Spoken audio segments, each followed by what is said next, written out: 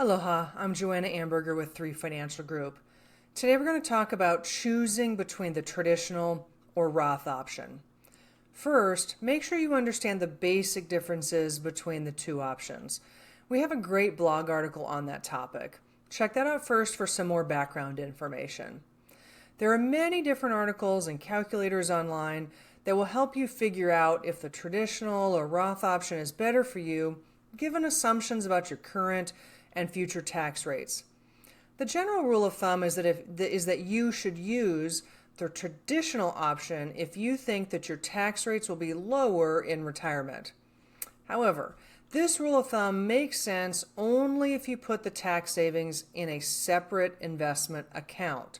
For example, if you're taxed at a 25% rate and save $1 in a traditional account, that $1 is no longer taxed, and you'll have an extra 25 cents to save in a separate account, not spend it. I have yet to meet a single person who does this. Every person I have met takes their current tax savings and spends it. That means most people are choosing either to put $1 in a traditional account or $1 into a Roth account. And they're going to have the same balance at retirement, assuming they invested exactly the same. Now, the difference will be how taxes impact those accounts at retirement. If you have your retirement income in a traditional account, every dollar that comes out will be fully taxable.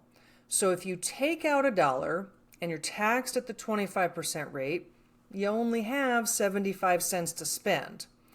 If you have your retirement income in a Roth account, every dollar that comes out is non-taxable. So if you take out $1, you still have $1 to spend.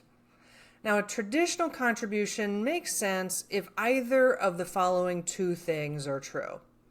First off, you're in the highest income tax bracket. But if you are not investing the tax savings in a separate account, and number 2 does not apply to you, are you really getting ahead with this decision? Now, the second choice where this makes sense is you need the tax savings to pay your bills.